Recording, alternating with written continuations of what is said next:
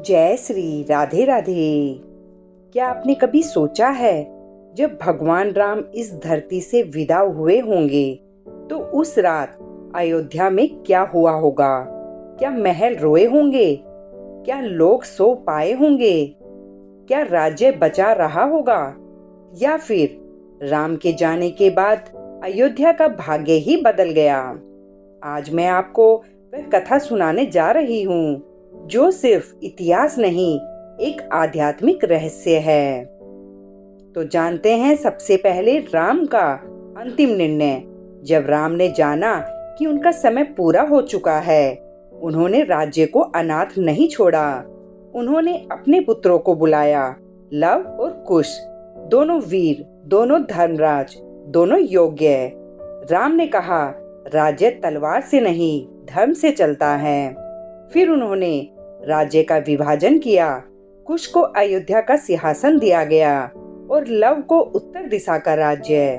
यह सिर्फ राज के निर्णय नहीं था, यह धर्म की रक्षा का निर्णय था। लव और कुश का स्वर्ण काल। राम के जाने के बाद दोनों पुत्रों ने वर्षों तक आदर्श शासन किया। कुश ने अयोध्या में राम की मर्यादा जीवित रखी। न्याय वही, व्यवस्था वही, धर्म वही। लव ने अपना नगर बसाया और सीमाओं की रक्षा की। कुछ समय तक लगा, राम भले चले गए, लेकिन उनका युग अभी जीवित है। धीरे धीरे बदलता समय, लेकिन समय का नियम है, युग बदलते हैं, पीढ़ियां बदलती हैं, स्मृतियां धुंधली हो जाती हैं। महल खड़े थे, सिंहासन था, राजा थे, लेकिन जो चीज नहीं थी वह थी राम की उपस्थिति। और भक्त जानते हैं, शहर दीवारों से नहीं, आशीर्वाद से जीवित रहते हैं। अयोध्या अब राज्य थी, लेकिन दिव्यता कम होने लगी। संतों की वाणी में एक रहस्य मिलता है। कहा जाता है, राम ने अयोध्या छोड़ी नहीं, उन्होंने उसे दृश्य से अदृश्य कर दिया। जैसे सूरज ढलता है, लेकिन प्रकाश खत्म नहीं होता। जैसे दीपक बुझता नहीं, बस आंखों से ओझल हो जाता है। इसीलिए कहते हैं, सच्ची अयोध्या मिट्टी की नहीं होती, वह चेतना की होती है। सबसे बड़ा आध्यात्मिक सत्य, जब जब कोई भक्त प्रेम से राम कहता है, उसके हृदय में अयोध्या बसती है। जब कोई अन्याय छोड़ देता है, जब कोई सत्य का साथ देता है, वही अयोध्या जन्म लेती है। राम का राज्य बाहर नहीं, मन के भीतर होता है। राम के बाद लोगों का मन।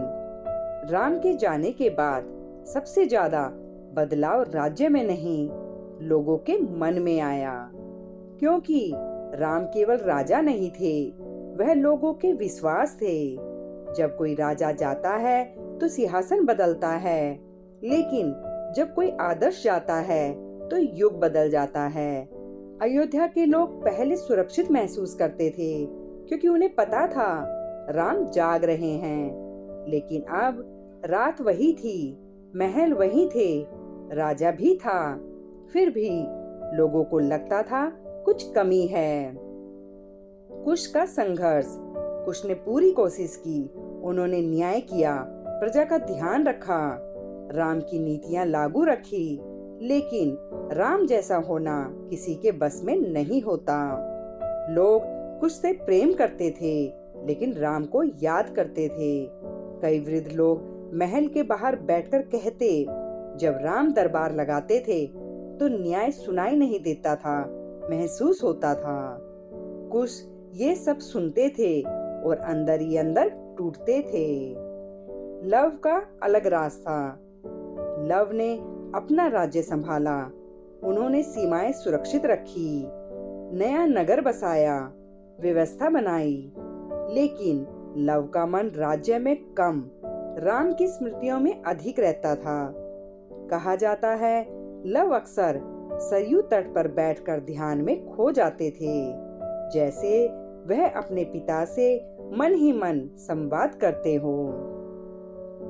अयोध्या का बदलता वातावरण।